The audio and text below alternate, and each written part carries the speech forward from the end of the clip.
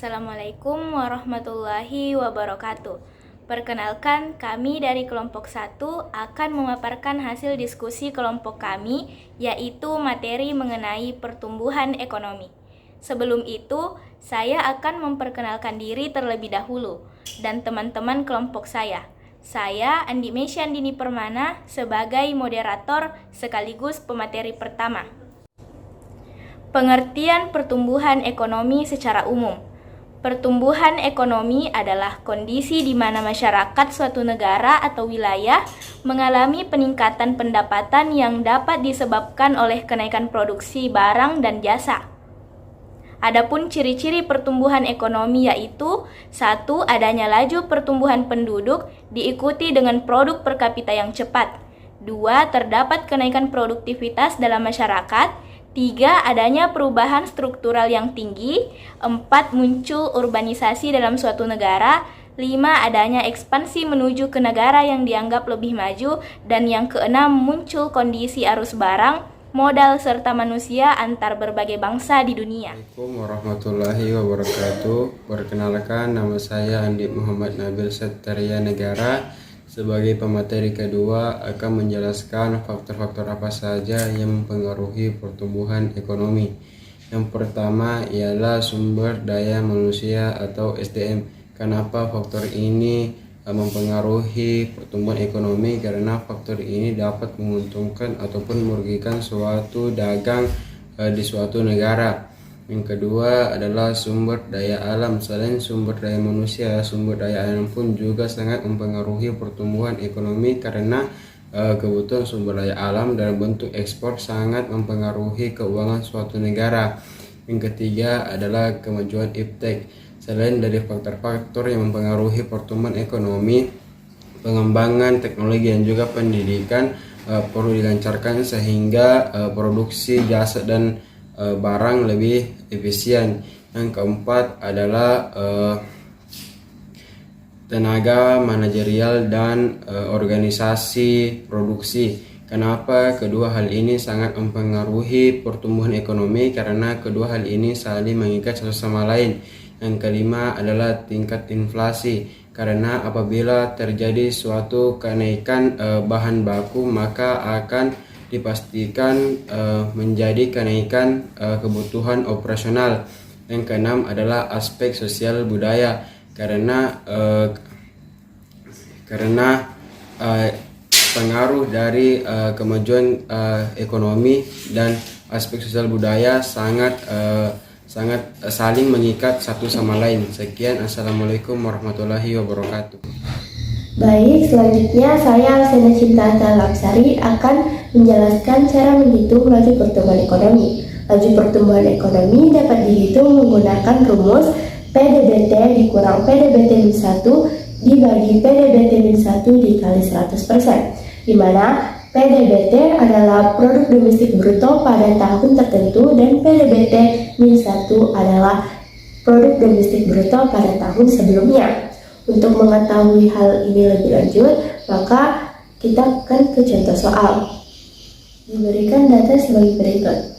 Cara mengerjakannya adalah PDB tahun 2009 dikurang dengan PDB tahun 2008. Hasilnya adalah 750. Setelah itu, hasil pengurangan tersebut dibagi dengan PDB tahun 2008 yang menghasilkan 0,06.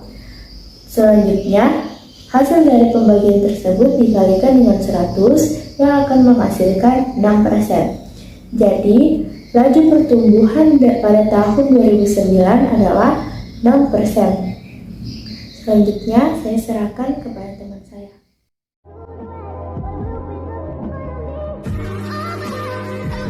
Satu, pendapatan per kapita. Indikator ini mengukur rata-rata pendapatan yang diterima oleh setiap individu dalam suatu negara. Semakin tinggi pendapatan per kapita, semakin baik tingkat kesejahteraan masyarakat. Struktur ekonomi. Indikator ini menggambarkan perubahan struktur perekonomian dari struktur ekonomi agraris menjadi struktur ekonomi industri. Semakin majunya struktur ekonomi suatu negara, semakin baik hasil pembangunan ekonomi yang dicapai. 3. Urbanisasi. Indikator ini mengukur persentase penduduk yang tinggal di kota. Semakin tinggi tingkat urbanisasi, semakin baik tingkat pembangunan ekonomi suatu negara. Angka tabungan. Indikator ini mengukur jumlah tabungan yang dimiliki oleh masyarakat. Semakin tinggi angka tabungan, semakin baik tingkat pembangunan ekonomi suatu negara. 5. Indeks Pembangunan Manusia atau IPM. Indikator ini menggambarkan kualitas manusia sebagai hasil dari pembangunan, yang meliputi pendidikan, kesehatan, dan pendapatan per kapita. Semakin tinggi IPM, semakin baik hasil pembangunan ekonomi yang dicapai. 6. Inflasi. Indikator ini mengukur tingkat kenaikan harga-harga barang dan jasa dalam suatu negara. Semakin rendah tingkat inflasi, semakin baik tingkat pembangunan ekonomi suatu negara. 7. Indeks Kualitas Hidup atau IKH. Indikator ini mengukur kualitas hidup masyarakat suatu negara, yang meliputi pendidikan, kesehatan, dan lingkungan hidup. Semakin tinggi IKH, semakin baik hasil pembangunan ekonomi yang dicapai.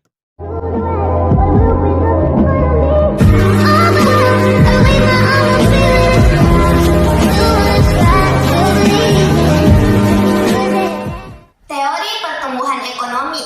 Teori pertumbuhan ekonomi menjelaskan tentang faktor-faktor yang mempengaruhi atau menentukan pertumbuhan ekonomi dan prosesnya dalam jangka panjang. Penjelasan mengenai bagaimana faktor-faktor itu berinteraksi satu sama lainnya sehingga dapat menimbulkan terjadinya proses pertumbuhan. Adapun teori pertumbuhan ekonomi yang pertama ialah teori pertumbuhan ekonomi klasik.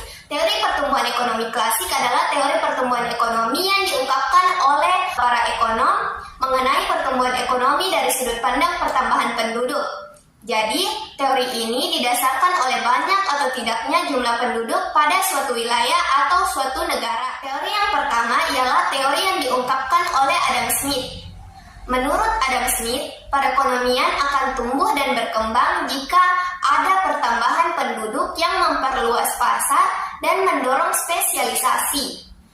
Misalkan, ada negara X yang memiliki sedikit penduduk dan negara Y yang memiliki banyak penduduk. Kebutuhan hidup di negara X tidak menciptakan banyak permintaan barang atau jasa, sehingga pekerjaan penduduk di negara X hanya seputar kebutuhan dasar saja.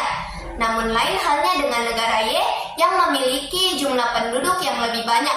Kebutuhan penduduk yang banyak akan menciptakan permintaan barang atau jasa yang beragam dan banyak. Hal ini mendorong adanya spesialisasi peran, sehingga semakin banyak barang atau jasa yang dihasilkan di negara Y ini, maka akan meningkatkan juga pertumbuhan ekonomi di negara Y tersebut. Teori yang selanjutnya adalah teori David Ricardo. Berbeda dengan Adam Smith, David Ricardo berpendapat bahwa pertumbuhan penduduk yang semakin besar akan menghasilkan tenaga kerja yang banyak sehingga upah menurun dan perekonomian menjadi stagnan. Contohnya ialah di Tiongkok, upah tenaga kerja relatif lebih rendah dibandingkan dengan di Australia Utara. Ini disebabkan karena Tiongkok memiliki lebih banyak penduduk dibandingkan dengan Australia Utara, sehingga lebih mudah untuk mencari tenaga kerja di Tiongkok dan upahnya pun menjadi lebih murah. Sedangkan di Australia Utara sulit untuk mencari tenaga kerja dikarenakan jumlah penduduk yang lebih sedikit dan tenaga kerja di Australia Utara upahnya relatif tinggi. Teori yang ketiga ialah teori yang diungkapkan oleh Thomas Robert Malthus. Hampir mirip dengan David Ricardo, Robert Malthus berpendapat bahwa pertumbuhan penduduk yang besar akan menyebabkan krisis pangan sehingga akan terjadi kelangkaan makanan. Jadi, menurut Malthus, pangan itu tumbuh seperti deret hitung, yakni 1, 2, 3, 4, 5, dan seterusnya. Namun lain halnya dengan penduduk. Pertumbuhan penduduk itu tumbuh seperti deret ukur, yakni 1, 2, 4, 8, 16, dan seterusnya. Nah, pertumbuhan yang tidak imbang ini antara pangan dan penduduk pada akhirnya akan menimbulkan krisis pangan karena tidak semua orang dapat mengakses pangan. Sehingga dengan hal ini harga pangan pun akan meroket nantinya. Teori pertumbuhan ekonomi yang selanjutnya adalah teori pertumbuhan ekonomi neoklasik. Dalam teori pertumbuhan ekonomi neoklasik, faktor yang mempengaruhi pertumbuhan ekonomi suatu negara dapat dilihat dari 3 hal, yaitu penduduk, kewirausahaan, dan investasi. Adapun teorinya yang pertama ialah teori Harrod-Domar. Yang mengemukakan teori ini ialah R.F. Harrod dan F.C. Domar. Menurut Harrod-Domar, perlu adanya pembentukan modal dan investasi untuk mencapai pertumbuhan ekonomi yang teguh atau steady growth. Jadi, semakin banyak ketersediaan modal, maka produksi barang dan jasa juga dapat mengalami peningkatan. Teori yang kedua adalah teori Schumpeter. Menurut Joseph Schumpeter, pertumbuhan ekonomi sangat ditentukan dari kemampuan kewirausahaan. Teori ini menekankan pada inovasi yang dilakukan oleh para pengusaha, yang mana kemajuan teknologi sangat ditentukan oleh jiwa kewirausahaan masyarakat yang mampu melihat peluang untuk membuka usaha baru maupun memperluas usaha yang telah ada. Dengan pembukaan usaha baru dan perluasan usaha, tersedia lapangan kerja tambahan untuk menyerap angkatan kerja yang bertambah setiap tahunnya. Teori yang ketiga adalah teori Robert Solow. Menurut Solow, dalam jangka panjang tingkat tabungan dapat menentukan modal dalam proses produksi. Artinya, semakin tinggi tingkat tabungan, maka akan semakin tinggi pula modal dan output yang dihasilkan. Dalam pandangan Robert M. Solow, ada 4 faktor utama produksi, yaitu manusia, teknologi modern, akumulasi modal, dan hasil. Solow juga berpendapat bahwa pertumbuhan penduduk dapat berdampak positif ataupun negatif. Oleh karenanya, pertumbuhan tersebut harus dimanfaatkan sebagai sumber daya produktif. Saya Cantika Khairiatun Nisa sebagai pemateri ke-6.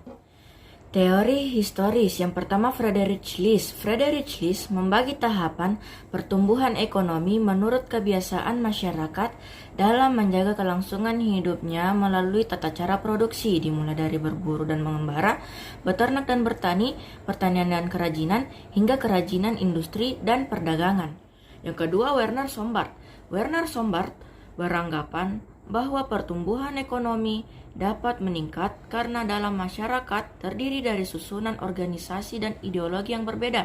Tahapannya terdiri dari perekonomian tertutup, kerajinan dan pertumbuhan, serta kapitalisme.